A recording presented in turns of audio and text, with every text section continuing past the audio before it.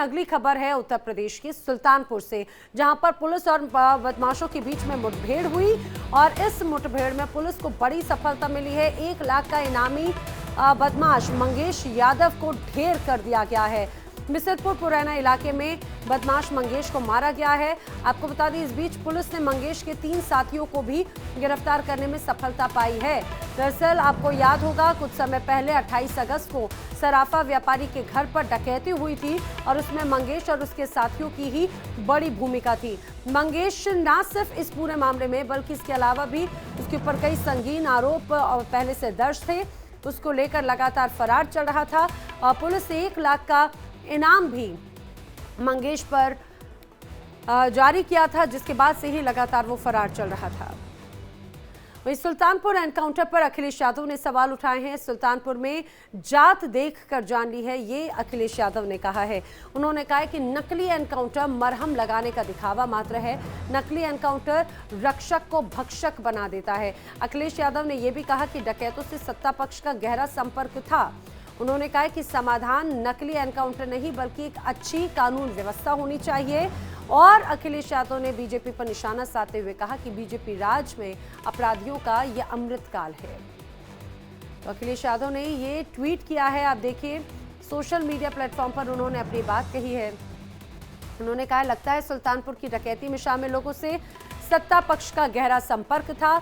ये बात उनकी तरफ से कही गई। आखिर क्या लिखा है अखिलेश यादव ने, मैं आपको विस्तार से बताती हूँ। अपने सोशल मीडिया प्लेटफॉर्म पर उन्होंने लिखा है, लगता है सुल्तानपुर की डकैती में शामिल लोगों से सत्ता पक्ष का गहरा संपर्क था, इसीलिए नकली एनकाउंटर से पहले मुख्य आरोपी से संपर्क साधकर सरेंडर करा दिया और अन्य सपक्षी लोगों के पैरों पर सिर्फ दिखावटी गोली मारी और जात देखकर जान ली गई। दरअसल मंगेश यादव था और उसको ढेर कर दिया गया है, तो इसको लेकर यहां पर निशाना साध रहे हैं अखिलेश यादव। उन्होंने आगे लिखा है कि जब मुख्य आरोपी ने सरेंडर कर दिया तो लूट का सारा माल भी पूरा वापस होना चाहिए और सरकार को मुआवजा अलग से देना चाहिए, क्योंकि ऐसी घटनाओं का जो मानसिक आघात होता है उससे उबरने में समय लगता है, जिससे व्यापार की हानि होती है, जिसकी क्षतिपूर्ति सरकार करे।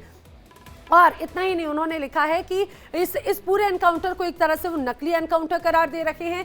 उन्होंने कहा नकली एनकाउंटर रक्षक को भक्षक बना देते हैं और साथ ही उन्होंने लिखा है कि समाधान नकली एनकाउंटर नहीं बल्कि असली कानून व्यवस्था है। उनकी तरफ से कहा गया है, भाजपा राज अपराधियों का अमृतकाल है, जब तक जनता का दबाव और आक्रोश चरम सीमा पर है, इसी तरह से यहाँ पर ये अपराध होते रहेंगे।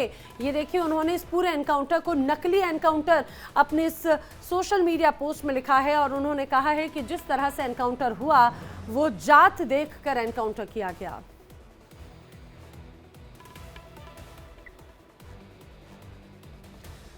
आपको बता दें, यहां पर जिस तरह से एनकाउंटर हुआ, इस एनकाउंटर को लेकर अब अलग तरह की सियासत होती नजर आती है। भोपाल के सरोजनी नायडू स्कूल से जुड़ी हुई इस समय की बड़ी खबर है। दरअसल इंडिया डेली ने खबर दिखाई और उसका एक बड़ा असर हुआ। शिक्षा मंत्री उदय प्रताप ने इस पूरे मामले का संज्ञान लिया है। छात्राओं के हंगामे तोड़फोड़ से सरकार नाराज है। शिक्षा मंत्री उदय प्रताप ने उच्च स्तरीय जांच के भी आदेश दिए हैं। इतना ही नहीं, उन्होंने ये भी स्पष्ट कहा है कि दोषियों को बख्शा नहीं जाएगा।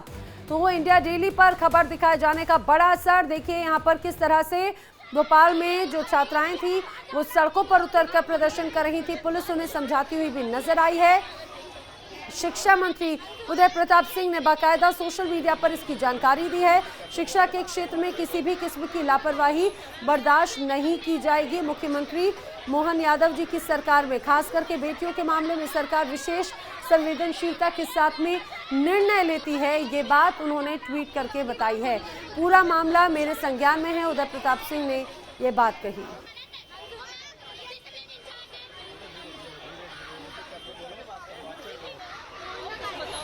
कारण ये है सर कि यहाँ पर बच्चे अगर 1 मिनट भी लेट होते हैं तो वो जो वर्षा झा मैडम है वो सब बच्चों को बाहर भगा देती है 1 ही मिनट में, और उनको मतलब बहुत बुरी पनिशमेंट देती है। इतनी धूप में बच्चों को कम से कम 1-1 घंटे तक खड़ा रखती है। बच्चे रोज बेहोश हो जाते हैं। पेरेंट्स भी मतलब बच्चे बहुत दूर दूर से आते हैं, सबकी रोज को न कोई परेशानी हो ही सकती है।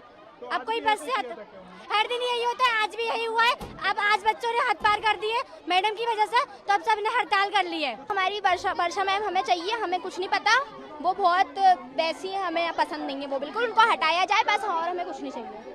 और हमारे स्कूल का टाइमिंग भी चेंज होना चाहिए। तो भी वो हमारे बारे में नहीं सोचती है, उनका अपना ही मतलब है। आज बच्चे इतने गिर रहे हैं लेकिन फिर भी वो बाहर नहीं आ रही हैं, हमसे माफी मांगे वो।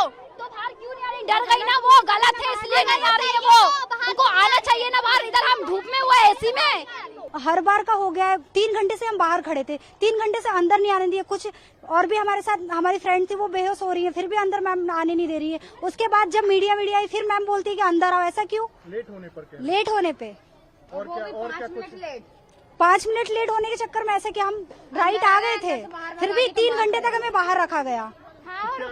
और मैम चुप के बैठी है। सफाई और पर्सनल काम भी कराती हूँ, ऐसा भी है क्या? हाँ, साफ सफाई हमसे साफ करवाते हैं, गार्डन साफ करवाते हैं हमसे,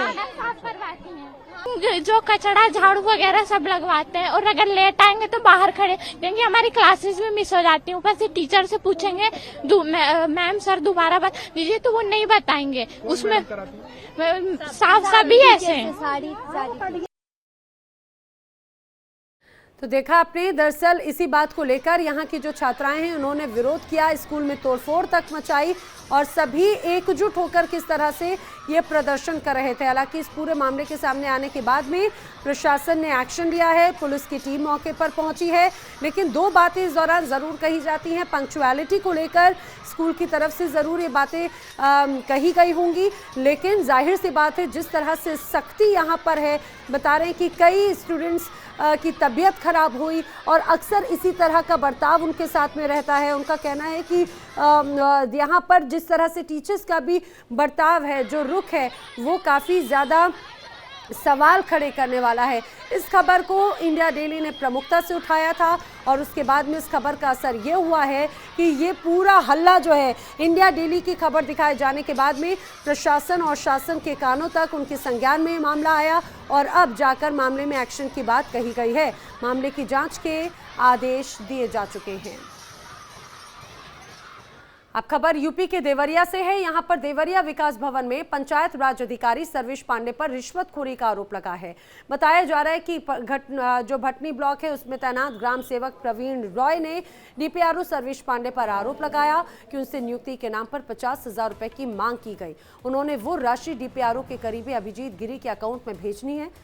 वहीं मामले में उच्च अधिकारियों को जानकारी दी गई है और अधिकारियों ने जांच की बात कही है। के खंड विकास अधिकारी श्री परशुराम राम जी हैं, वो तो हमको लग रहा है कि अगर 100 रुपया भी कोई नोट दे दे तो उसमें ऐतराज वो नहीं करते हैं, 100 रुपया लेकर भी काम करते रहते हैं। दूसरी बात यह है कि वो कोई किसी काम में केवल चुपचाप बैठे रहते हैं कि कौन पैसा लेकर आए। उनके भी 10-15 दलाल हैं भटनी ब्लॉक में जो कि दलाली के रूप में काम करते हैं और उनको भी पैसे का हवस हो चुका है। मैंने इसकी भी शिकायत माननीय पूर्व सांसद श्री रविंद्र कुशवाहा जी से, माननीय मंत्री जी से भी किया है कि केवल पैसे पर काम करते हैं। नियुक्तियों के ट्रांसफर को लेकर तो उसके बारे में आपने अभी तक क्या जांच किया है? 2-3 इसमें शिकायतें आई थी, तो पहले और दूसरी बिंदु जो इससे भिन्न थी उसमें तो हमने रिपोर्ट भेज दिया है। इसकी भी हम जांच कर रहे हैं, ये भी जल्दी हम कंप्लीट कर देंगे।